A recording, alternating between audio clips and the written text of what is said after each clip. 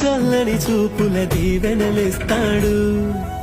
ఆంజనేయుడు నీవాడు, నీలోనే ఉన్నాడు, నీవాడై బలమిస్తాడు, నీ తోడై గెలిపిస్తాడు. ఆంజనేయుడు నీవాడు, నీలోనే ఉన్నాడు, నీవాడై బలమిస్తాడు, నీ తోడై గెలిపిస్తాడు.